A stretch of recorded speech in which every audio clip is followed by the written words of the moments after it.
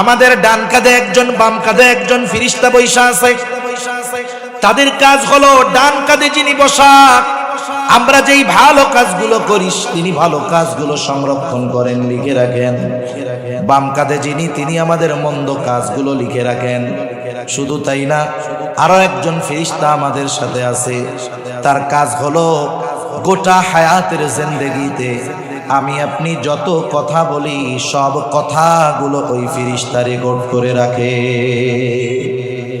আল্লাহ রাব্বুল আলামিন বলেন, মা ইয়ালফিযু মিন কাওলিন ইল্লা লাদাইহি রাকীবুন আতীদ। আল্লাহ তাআলা বলেন, সদা তৎপর একজন ফেরেশতা, মা ইয়ালফিযু মিন কাওল, মানুষ জবান দিয়ে যা নিক্ষেপ করে, অর্থাৎ যেই কথাগুলো বলে, সদা তৎপর একজন ফেরেশতা কথাগুলো সংরক্ষণ করে রাখে। এই সময় এসে বিজ্ঞান বলতেছে, বিজ্ঞানীরা বলতেছে, মানুষ যেই কথাগুলো বলে কথাগুলো ধ্বংস হয়ে যায় না। আমি আপনি যেই কথাগুলো বলি কথাগুলো ধ্বংস হয়ে যায় না, বরং যত কথা জীবনে বলেছি সব কথাগুলো বাতাসের মধ্যে ভেসে বেড়ায়। বিজ্ঞান এই কথা বলতেছে যে মানুষের সব কথাগুলো বাতাসের মধ্যে আছে।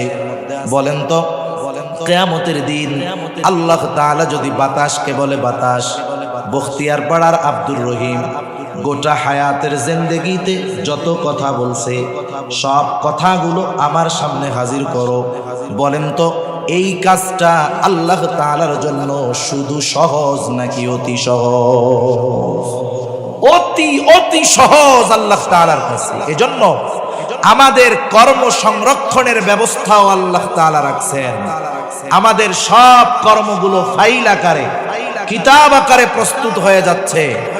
ওই যে ইয়াউমুল হাসর, যেই দিন আমাদের সকলকে একত্রিত করা হবে, সেই দিন প্রত্যেকের কর্মের আমলনামা, ফাইল, এভিডেন্স, দলিল প্রত্যেকের হাতে আল্লাহ তাআলা পৌঁছায় দেন।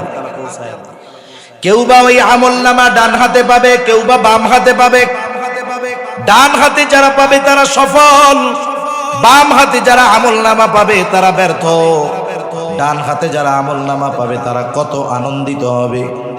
আল্লাহ তাআলা তাদের অভিব্যক্তি কেমন হবে, কোরআনুল কারীমে আল্লাহ তাআলা বলেন, ফাআম্মা মান উতিয়া কিতাবাহু বিয়ামিনি ফায়াকুলু হাউম ইকরাউ কিতাবিয়া ইন্নী যানানতু আন্নী মুলাকিন হিসাবিয়া।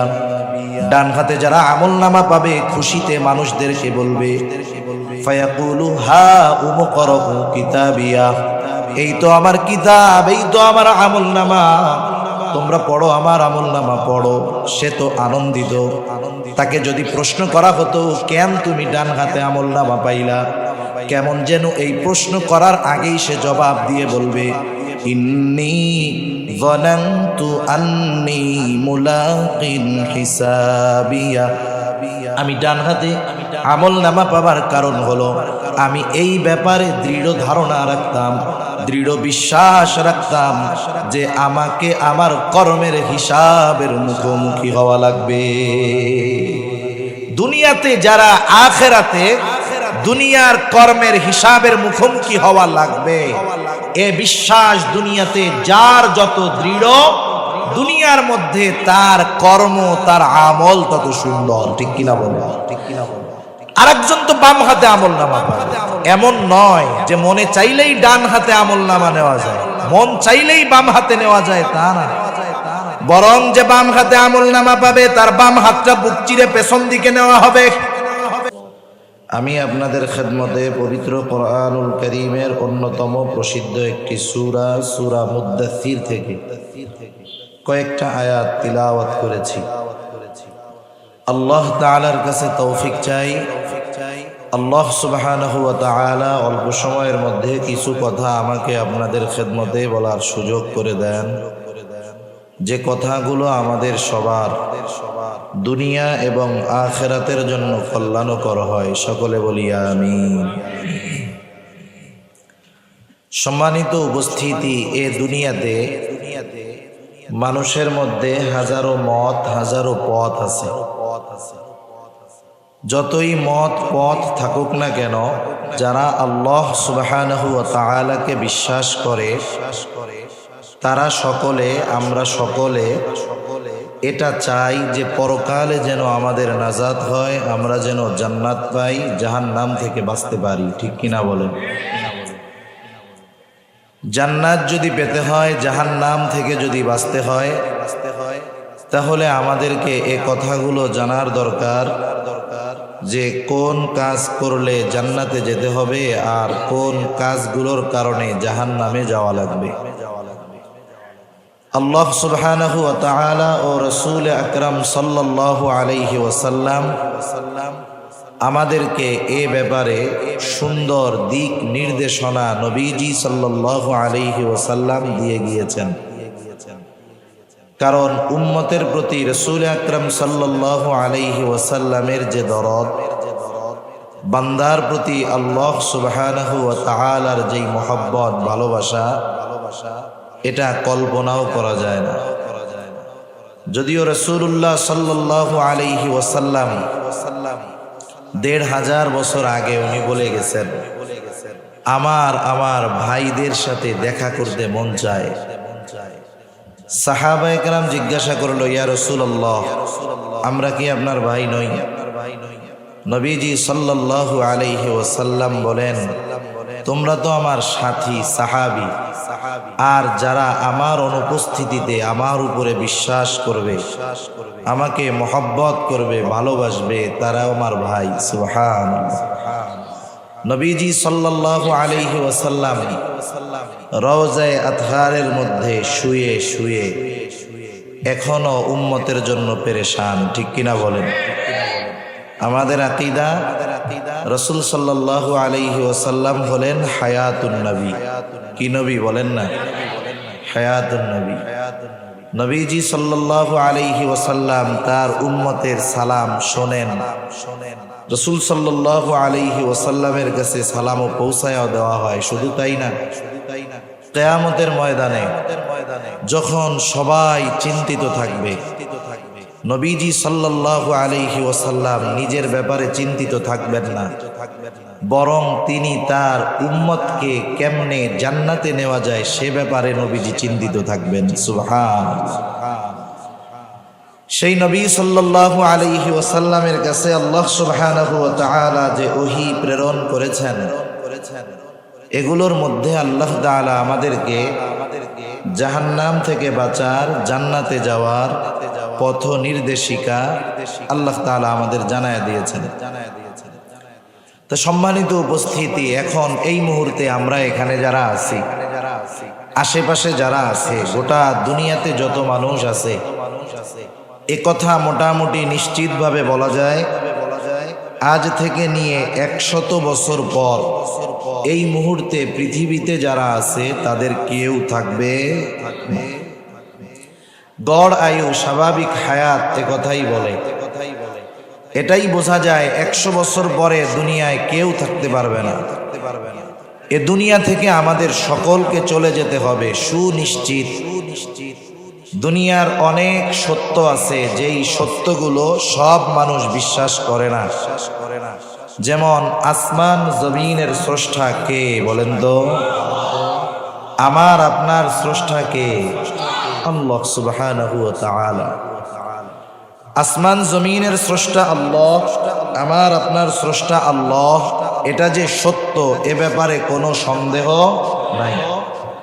কিন্তু বাস্তবতা, দুনিয়ার বড় একটা অংশ স্রষ্টা হিসাবে আল্লাহ তাআলাকে বিশ্বাস করে না।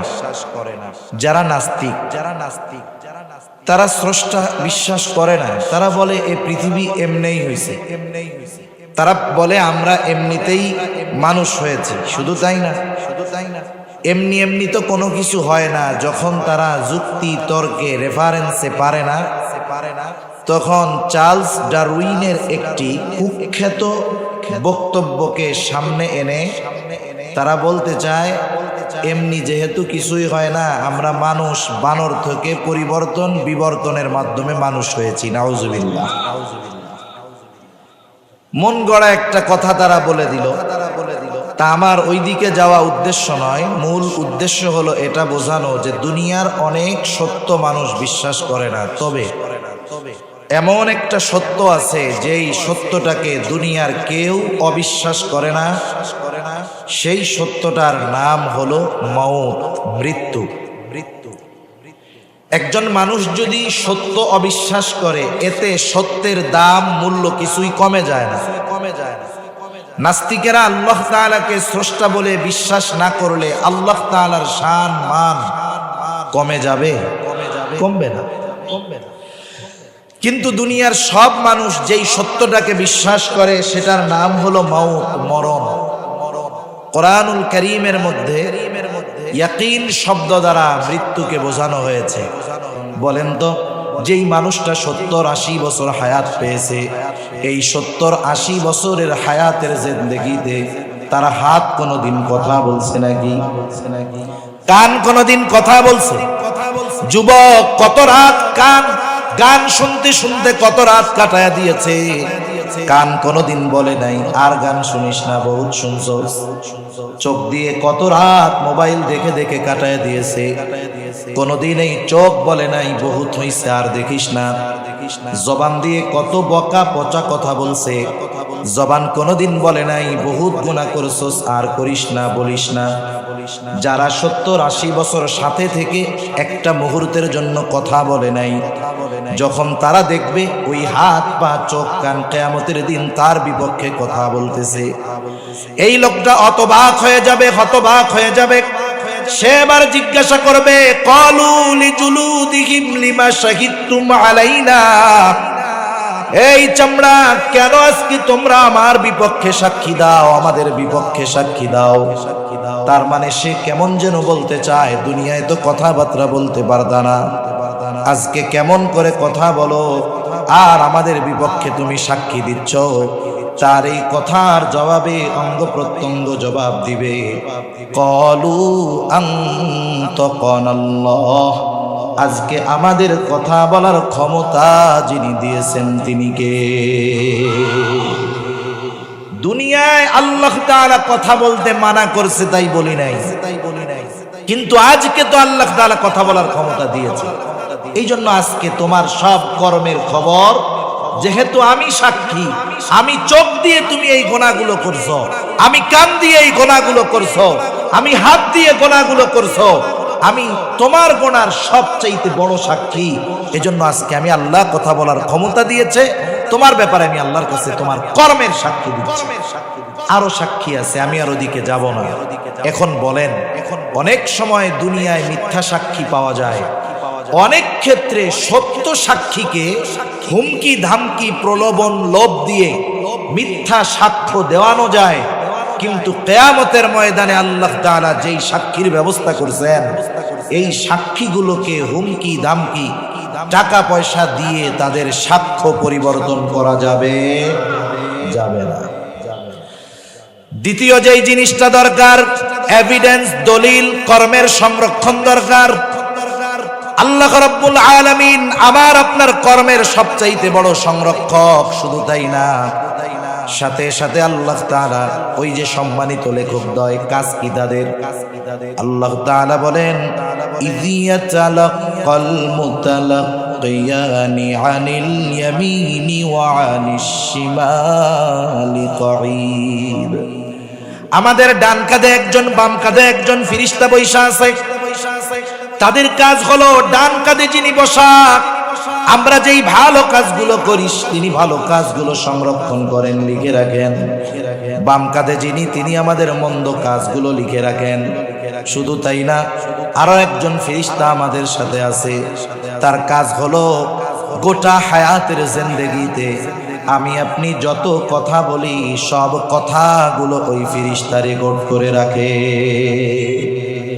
আল্লাহ রাব্বুল আলামিন বলেন, মা ইয়ালফিযু মিন কাওলিন ইল্লা লাদাইহি রাকীবুন আতীদ। আল্লাহ তাআলা বলেন, সদা তৎপর একজন ফেরেশতা, মা ইয়ালফিযু মিন কাওল, মানুষ জবান দিয়ে যা নিক্ষেপ করে, অর্থাৎ যেই কথাগুলো বলে, সদা তৎপর একজন ফেরেশতা কথাগুলো সংরক্ষণ করে রাখে। এই সময় এসে বিজ্ঞান বলতেছে, বিজ্ঞানীরা বলতেছে, মানুষ যেই কথাগুলো বলে কথাগুলো ধ্বংস হয়ে যায় না। আমি আপনি যেই কথাগুলো বলি কথাগুলো ধ্বংস হয়ে যায় না, বরং যত কথা জীবনে বলেছি সব কথাগুলো বাতাসের মধ্যে ভেসে বেড়ায়। বিজ্ঞান এই কথা বলতেছে যে মানুষের সব কথাগুলো বাতাসের মধ্যে আছে। বলেন তো, কিয়ামতের দিন আল্লাহ তাআলা যদি বাতাসকে বলে, বাতাস, বখতিয়ার পাড়ার আব্দুর রহিম গোটা হায়াতের জিন্দেগিতে যত কথা বলছে সব কথাগুলো আমার সামনে হাজির করো, বলেন তো এই কাজটা আল্লাহ তাআলার জন্য শুধু সহজ নাকি অতি সহজ? অতি অতি সহজ আল্লাহ তাআলার কাছে। এজন্য আমাদের কর্ম সংরক্ষণের ব্যবস্থাও আল্লাহ তাআলা রাখছেন। আমাদের সব কর্মগুলো ফাইল আকারে, কিতাব আকারে প্রস্তুত হয়ে যাচ্ছে। ওই যে ইয়াউমুল হাসর, যেই দিন আমাদের সকলকে একত্রিত করা হবে, সেই দিন প্রত্যেকের কর্মের আমলনামা, ফাইল, এভিডেন্স, দলিল প্রত্যেকের হাতে আল্লাহ তাআলা পৌঁছায় দেন। কেউ বা ওই আমলনামা ডান হাতে পাবে, কেউ বা বাম হাতে পাবে। ডান হাতে যারা পাবে তারা সফল, বাম হাতে যারা আমলনামা পাবে তারা ব্যর্থ। ডান হাতে যারা আমলনামা পাবে তারা কত আনন্দিত হবে।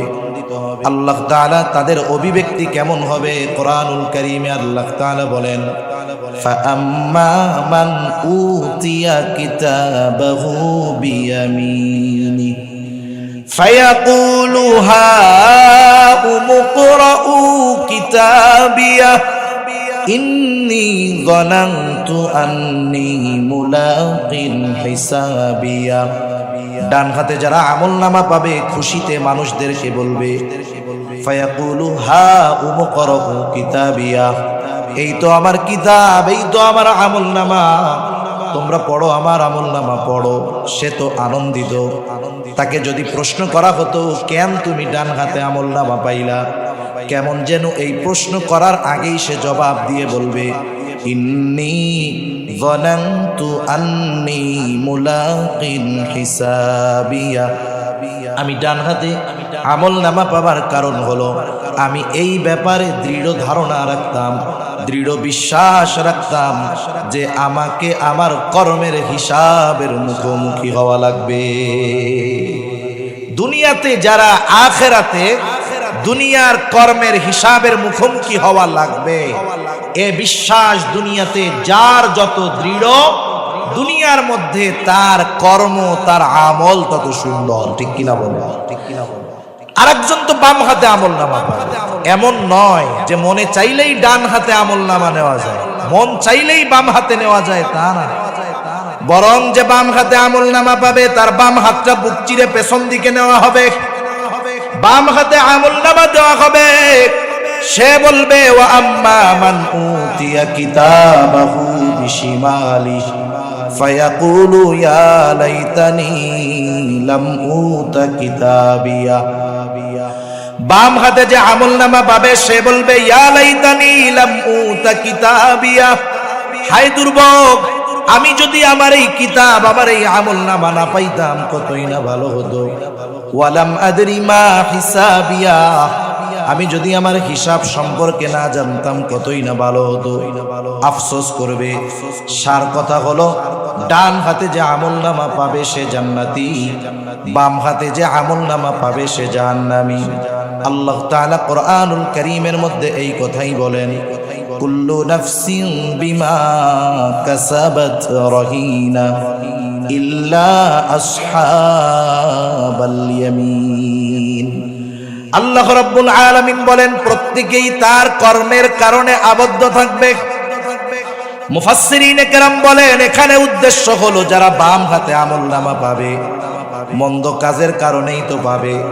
তারা বাম হাতে আমলনামা যারা পাবে তারা তাদের মন্দ পাপ কর্মের কারণে জাহান্নামে আবদ্ধ থাকবে। ইল্লা আসহাবাল ইয়ামিন, তবে যারা ডান হাতে আমলনামা পেয়েছে তারা নয়, তারা তো ডান হাতে আমলনামা পেয়ে জান্নাতের বাসিন্দা হবে, জাহান্নামের নয়। এইবার ডান হাতে আমলনামা প্রাপ্ত যারা, তারা জান্নাতে যাবে। জান্নাতে যাওয়ার আগে প্রত্যেকটা মানুষ চিন্তায় বিভোর থাকবে। হাসরের ময়দানে নিজের সন্তান, মা বাবা, আত্মীয় স্বজন কাউকে সে চিনবে না, চিনতে চাইবে না, সবার থেকে পালায়া থাকবে। কিন্তু জান্নাতে যাওয়ার পর তো আর কোনো পেরেশান নাই, চিন্তা নাই, টেনশন নাই। জান্নাতে গিয়ে সে সবাইকে খুঁজবে। দুনিয়ায় যাদেরকে সে চিনত সবাইকে খুঁজবে। বলেন তো, সবাইকে খুঁজলে সবাইকে কি জান্নাতে পাওয়া যাবে? যাবে না। তাফসীর ইবনে কাসীরের মধ্যে আছে আল্লাহ তাআলা জান্নাতি আর জাহান্নামীদের মধ্যে দেখা এবং কথার ব্যবস্থা করে দিবেন। জান্নাতি জাহান্নামীকে দেখবে, জাহান্নামী জান্নাতীকে দেখবে। জান্নাতি যখন জাহান্নামের দিকে তাকায় দেখবে দুনিয়ায় তার পরিচিত বন্ধু বান্ধব, আত্মীয় স্বজন জাহান্নামের শাস্তি ভোগ করতেছে, সে তখন আল্লাহ তাআলার দরবারে তার কৃতজ্ঞতার মাত্রা বাড়ায় দিবে। সে বলবে, আল্লাহ, দুনিয়ায় তো আমি ওদের সাথেই চলতাম, একসাথেই চলাফেরা করতাম। আজকে যদি আপনি আমার প্রতি দয়া না করতেন তাহলে আমাকেও হয়তো তাদের সাথে জাহান্নামে থাকা লাগতো। সে আল্লাহ তাআলার প্রতি কৃতজ্ঞতার মাত্রা বাড়ায় দিবে। এইবার জাহান্নামীও জান্নাতের মধ্যে তাকায় দেখবে যে তার বন্ধু বান্ধব, আত্মীয় স্বজন, প্রিয়জন একসাথে দুনিয়ায় চলতো, তারা জান্নাতের নাজ নেয়ামত ভোগ করতেছে আর সে জাহান্নামের মধ্যে কষ্ট ভোগ করতেছে। এই দৃশ্য দেখবার পর তার আফসোস হবে, আফসোস। কারণ দুনিয়ায় একসাথে চলে, বন্ধু বান্ধব আছে, একই মাটি খেলে, একই সাথে চলাফেরা করে, কিন্তু কিছু বন্ধু একটু ব্যতিক্রম। একসাথে মাঠের মধ্যে খেলাধুলা করতেছে, নামাজের সময় হলো, ওই বন্ধুদের মধ্য থেকে দুই একজন বলে, বন্ধুরা চলো নামাজ পড়ে আসি, এরপরে বাকি খেলা খেলা যাবে। এইবার যখন ওই দুইজন নামাজ পড়তে যাইতে চায়, বন্ধুদের মধ্য থেকে আর কয়েকজন বলে, বুজুর্গ হয়ে গেছে, তুমি যাও, আমরা পরে যাবো না।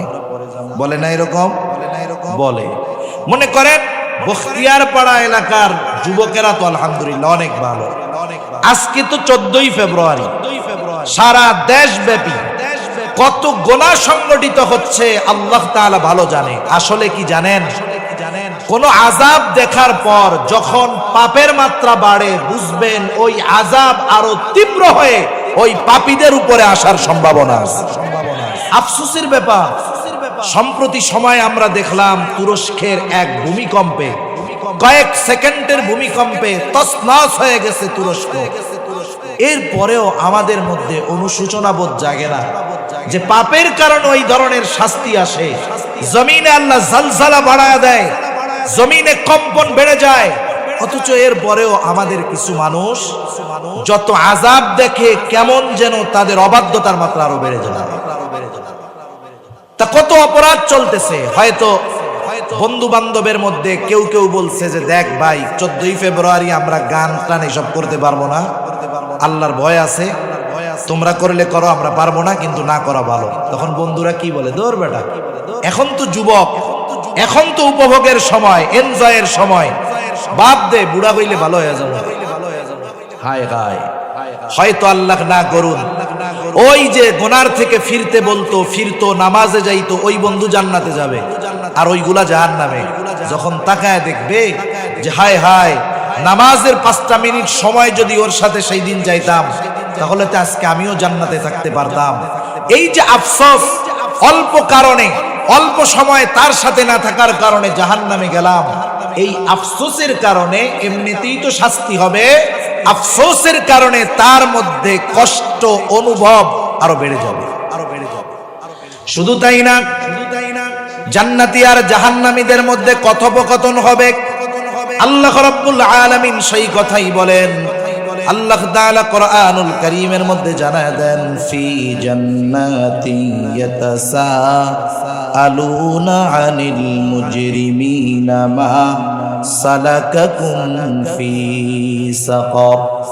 জান্নাতীরা পরস্পর জাহান্নামীদেরকে জিজ্ঞাসা করবে, কোন কারণে তোমরা জাহান্নামে আসলা, কোন কারণে তোমরা জাহান্নামী। জান্নাতীদের এই প্রশ্নের জবাবে জাহান্নামীরা জাহান্নামে যাওয়ার 4টি কারণ বলবে। কয়টা কারণ? একটু জোরে বলেন না কয়টা? এই 4 কারণ যদি আমাদের কারো মধ্যে থাকে, ওই কারণগুলো রাখবো নাকি বাহির করে দিব? বলেন তো, ডাক্তার যদি বলে আপনি যদি জীবন বাঁচাতে চান, আপনার এমন রোগ হইছে হাতটা কাইটা ফেলতে হবে, কি করবেন? শুধু কাটবেন না, টাকা দিয়া কাটবেন। কাটার পরে যদি সুন্দর হয়, ডাক্তারের প্রশংসা কইরা বলবেন, দেখছো ডাক্তার কত ভালো ডাক্তার, একেবারে সমান কইরা কাটছে। অথচ হাত একটা ফালায়া দিছে, টাকাও দিলেন, প্রশংসাও করলেন। আফসোস, আমরা জীবন বাঁচানোর জন্য হাত ফালায়া দিতে দ্বিধাবোধ করি না, টাকা দিয়া উল্টা আরো হাত ফালায়া দেই। অথচ জাহান্নাম থেকে বাঁচার জন্য আল্লাহ তাআলা কিছু নির্দেশনা আমাদের দেন। আমরা জীবন বাঁচানোর জন্য এত কিছু করি, জাহান্নাম থেকে বাঁচার জন্য কিছু জিনিস আমরা ত্যাগ করতে পারি না। এটা আমাদের জন্য আফসোসের ব্যাপার। 5-6 মিনিটের মধ্যে 4 কারণ বলে আমি আলোচনা শেষ করব, একটু খেয়াল দিয়ে শুনবো ইনশাআল্লাহ। আচ্ছা ঠিক আছে। তাহলে জাহান্নামীরা 4টি কারণ বলবে। কয়টা কারণ? আরো জোরে বলেন, কয়টা? বলেন তো। আমি শুরুতে বলেছিলাম দুনিয়ার মধ্যে হাজারো মত থাকতে পারে, পথ থাকতে পারে, কিন্তু আল্লাহ তাআলাকে যারা বিশ্বাস করে কেউ জাহান্নামে যাইতে চায় না, ঠিক কিনা বলেন? সেজন্য আমরা কেউ জাহান্নামে যদি না যাইতে চাই, এই সূরার এই আয়াতগুলোর আলোকে এই নির্দেশনা আমাদের ফলো করা জরুরি। জাহান্নামীরা এবার বলবে, ক্বালু লাম নাকু মিনাল মুসাল্লিন। 1 নাম্বার কারণ হিসাবে বলবে, লাম নাকু মিনাল মুসাল্লিন। আমরা জাহান্নামে আসার 1 নাম্বার কারণ, আমরা মুসল্লি ছিলাম না। মুসল্লি কাকে বলে? সপ্তাহে 1 দিন মসজিদে হাজিরা দিলে সে মুসল্লি নয়, বরং মুসল্লি হলো সে যে নামাজ ত্যাগ করে না। কিন্তু আফসোসের ব্যাপার, আমাদের দেশে অধিকাংশ মানুষ প্রকৃত মুসল্লি নয়। আমাদের ঢাকা শহরে দেখছি আর কি, 7-8 তলা মসজিদ, এক ফ্লোরে 2-3 হাজার লোক ধরবে। জুমার দিন এই 7-8 ফ্লোর পুরা ভরে যায়, মসজিদের ছাদ ভরে যায়। শুধু তাই না, মসজিদের বাহিরে রাস্তায় যত মানুষ থাকে, মসজিদের ভিতরে যত মানুষ, তার চাইতে বাইরেও আরো বেশি মানুষ। ওই মসজিদটাতে ওই দিনের আসরের নামাজে নিচের ফ্লোরের অর্ধেকও ভরে না। তার মানে একটু সমীকরণ টান দেন, জুমার মুসল্লি যা হয় হোক, আমাদের দেশে প্রকৃত মুসলমান নামাজি মুসল্লি 5%ও নাই, হয়তো একটু কম বেশি হইতে পারে। তার মানে আমাদের দেশে আমরাই অধিকাংশ প্রকৃত মুসল্লি নয়। এখন মুসল্লি নয় কেন, মানে নামাজি নয় কেন, বেনামাজি কেন বেশি? আপনি আমি যদি নামাজ না পড়ার কারণগুলো অনুসন্ধান করি, মুসলমান নামাজ কেন পড়ে না, কারণ হিসাবে পাওয়া যাবে যে সে তার দুনিয়ার কর্মকে প্রাধান্য দিয়ে নামাজ পড়ে না। আপনি যদি খুঁজেন ব্যবসায়ী নামাজ পড়ে না, কেন পড়ে না? ব্যবসার কারণে পড়ে না। সিএনজিওয়ালা নামাজ পড়ে না, কেন পড়ে না? তার সিএনজি চালানোর কারণে পড়ে না। যে নৌকা চালায় নামাজ পড়ে না, কেন পড়ে না? নৌকা চালানোর কারণে পড়ে না। চাকরিজীবী নামাজ পড়ে না, কেন পড়ে না? চাকরি করার কারণে পড়ে না, ঠিক কিনা বলেন? একটু বুঝে থাকলে আমাকে একটু জবাব দেন তো। মানুষ যে কাজ করে, কর্ম করে, এগুলো কেন করে? রিজিকের জন্য, তাই তো? চাকরি করে রিজিকের জন্য, ব্যবসা করে রিজিকের জন্য। তাহলে রিজিকের জন্য চাকরি করে, রিজিক উপার্জন করতে গিয়ে সে নামাজ পড়ে না। এখন বুঝে থাকলে জবান খুলে জবাব দিবেন, ওই রিজিকের মালিক কে? আরো জোরে, কে? রিজিকের মালিক রাজ্জাক। রিজিক পাওয়ার যেই পদ্ধতি বলল, সেই পদ্ধতি বাদ দিয়ে যদি আমরা রিজিক তালাশ করি, আসল রিজিক পাওয়া যাবে? রিজিকের মালিক কি বলে? রিজিকের মালিক বলে, ওয়া'মুর আহলাকা বিস-সালাতি ওয়াসতাবির আলাইহা লা নাসআলুকা রিজকা। রিজিকের মালিক বলে, তুমি তোমার অধীনস্থ যারা আছে নামাজের আদেশ করো, তুমিও তার উপরে অটল থাকো। তার মানে তুমি নামাজি হও, ঘরের মানুষদেরকে নামাজি বানায় দাও, তাইলে কি হবে? আল্লাহ তাআলা বলেন, বান্দা লা নাসআলুকা রিজকা, আমি আল্লাহ তোমার কাছে তো রিজিক চাই না, কিন্তু তুমি মুসল্লি, ঘরের মানুষ যদি মুসল্লি হয়ে যায়, নাহনু নারযুকুকা, তুমি মুসল্লি, ঘরের মানুষ মুসল্লি, আমি আল্লাহ তোমাকে এই জন্য রিজিক দিয়ে দিব। তাইলে আমরা তো ইমানদার, আমরা এ কথা বিশ্বাস করি আমার কর্ম, আমার চাকরি, আমার ব্যবসা আমাকে রিজিক দেয় না, রিজিক দেয় কে? আরো জোরে কে? সেই রিজিকের মালিক বলতেছে তুমি মুসল্লি হও, ঘরের মানুষকে মুসল্লি বানাও, আমি আল্লাহ তোমাকে রিজিক দিব। তাহলে যদি মুসল্লি হওয়া যায় দুনিয়ার লাভ, রিজিক পাওয়া যাবে, সাথে সাথে জাহান্নাম থেকে বাঁচা যাবে। এই জন্য জাহান্নামীরা তাদের জাহান্নামে যাওয়ার এক নাম্বার কারণ বলছে আমরা মুসল্লি ছিলাম না, আর আমরা মুসল্লি হব। কি হব একটু জোরে বলেন, আরো জোরে বলেন কি হব? শত ব্যস্ততা থাক, নামাজ আমরা বাদ দিব না। এইবার 2 নাম্বার কারণ, তারা বলবে ওয়ালাম নাকুনু তুইমুল মিসকিন, আমরা মিসকিনদেরকে খানা দিতাম না। সাধারণভাবে মানুষকে খানা খাওয়ানো ফজিলতের কাজ। কেউ যদি নিঃস্বার্থভাবে আল্লাহর জন্য খানা খাওয়ায়, একজন গরিব মানুষও যদি একজন কোটিপতিকে আল্লাহর সন্তুষ্টির জন্য খানা খাওয়ায়, ফজিলত আছে। রাসূলুল্লাহ সাল্লাল্লাহু আলাইহি ওয়াসাল্লামের কাছে এক লোক আসছে, জিজ্ঞাসা করতেছে আইয়ুল ইসলামি খাইর, ইসলামের মধ্যে সর্বোত্তম কাজ কোনটা? নবীজি সাল্লাল্লাহু আলাইহি ওয়াসাল্লাম উম্মতের রূহানি ডাক্তার, তিনি একই প্রশ্নের ক্ষেত্রে ব্যক্তিভেদে বিভিন্ন জবাব দিতেন। এই ব্যক্তির এই প্রশ্নের জবাবে নবীজি বললেন তুতাইমুত তাআম ওয়া তাকরাউস সালাম আলা মান আরাফতা ওয়া মান লাম তারিফ, তুমি মানুষকে খানা খাওয়াও, আর পরিচিত অপরিচিত সবাইকে বেশি বেশি সালাম দাও। তার মানে সাধারণভাবে কেউ যদি আল্লাহর সন্তুষ্টির জন্য খানা খাওয়ায়, ফজিলত আছে না নাই? এখন যদি এই খাবারটা একজন মিসকিনকে খাওয়ায়, নিঃস্ব, যার কোনো কিছু নাই, তাহলে ফজিলত বেশি না কম? কত বেশি? 1 নাম্বার, মিসকিনদের খানা খাওয়ানো মুমিনের কাজ, মিসকিনদের খানা না দেওয়া কাফেরদের কাজ। আল্লাহ তাআলা কোরআনুল কারীমের মধ্যে ছোট্ট একটা সূরা, সূরা মাউনের মধ্যে কাফেরদের কয়েকটা ত্রুটির কথা বর্ণনা করেন। এর মধ্যে একটা দোষ, একটা ত্রুটি হলো ওয়ালা ইয়াহুদ্দু আলা তাআমিল মিসকিন, কাফেররা মিসকিনদের খাবার দেয় না, আর মুমিন আমরা মিসকিনদের খাবার দিব। মিসকিনদের খানা দিলে ফজিলত কি? আমি যদি নিজে খানা দেই, অপরকে যদি খানা খাওয়াইতে বলি, এতে লাভ কি? যারা বলে না তাদের ক্ষতি কি? সূরা ফাজরের মধ্যে আল্লাহ সুবহানাহু ওয়া তাআলা মানুষের রিজিক সংকীর্ণতার 4টি কারণ বর্ণনা করেছেন।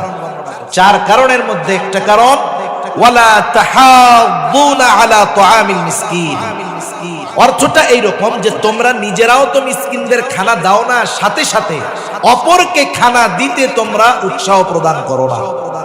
তাহলে যারা মিসকিনদের খানা দেয় না, অপরকে উৎসাহ দেয় না, দুনিয়ায় তারা রিজিক সংকীর্ণতার মুখোমুখি হয়। আর যারা মিসকিনদের খানা দেয়, তাদের রিজিক প্রশস্ত বানায়া দেন কে?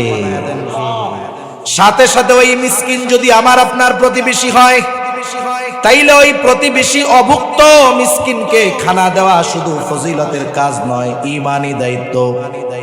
কারণ রাসূলুল্লাহ সাল্লাল্লাহু আলাইহি ওয়াসাল্লাম বলেন লাইসাল মুমিন আল্লাযী ইয়াশবাউ, ওই ব্যক্তি মুমিন নয় যে পেট পুরে খায় আর তার প্রতিবেশী তার পাশে অভুক্ত কাটায়। সেজন্য এই যে রমাদান মাস আসতেছে, রোজার মাস, অনেকে হয়তো আমরা প্ল্যানিং করতেছি এখন থেকে অনেক কিছু।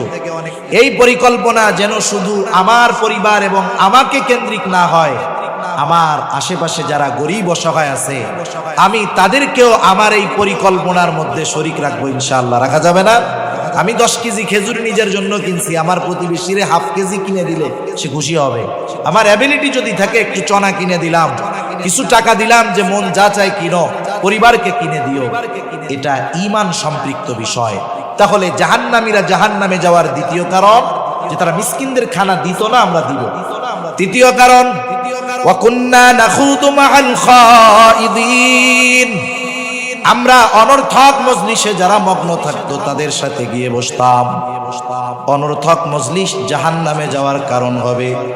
এখন আমরা কোন ধরনের মজলিসে বসবো, কোন ধরনের মজলিসে বসবো না, এর সুন্দর একটা নীতিমালা আছে। বুজুর্গানে দিন বলেন, তোমরা ওই ধরনের মজলিস পরিহার করো, ওই ধরনের মজলিসে বসবা না যেই মজলিসের মধ্যে দুনিয়া এবং আখেরাত এই দুই জাহানের কোনো কল্যাণ নাই। অমন মজলিস থেকে তোমরা বেঁচে থাকো। মনে করেন এমন মজলিস যেখানে দুনিয়ার কল্যাণ আছে, বৈধ কল্যাণ, এটাও ভালো। আর যদি দ্বীনি মজলিস হয়, এই যে বসছেন দ্বীনি মজলিস, এই ধরনের দ্বীনি মজলিস যদি হয় তাইলে তো ভালোর উপরেও ভালো। এই মজলিসগুলোর দ্বারা দুনিয়ারও উপকার, আখেরাতেরও উপকার। এর বাইরে যত মজলিস হয় আমাদের অঞ্চলগুলোতে, চায়ের দোকানগুলো অনর্থক মজলিসের এক একটা ফ্যাক্টরি, কারখানা, যেখানে বসে অনেক অনর্থক কথা হয়। ওই ধরনের মজলিস থেকে বাঁচবো। 4 নাম্বার, কিয়ামতের প্রতি আমরা দৃঢ় বিশ্বাস রাখবো। এই 4টা বিষয় যদি অর্জন করতে পারি, আশা করা যায় জাহান্নাম থেকে বাঁচা যাবে। আল্লাহ সুবহানাহু ওয়া তাআলা জাহান্নামীরা এই সূরার আলোকে যেই 4 কারণে জাহান্নামী, এই কারণগুলো থেকে আমাদের বেঁচে থাকার তৌফিক আল্লাহ দান করুন। সকলে বলি আমিন। ওয়া আখিরু দাওয়ানা আলহামদুলিল্লাহি রাব্বিল আলামিন।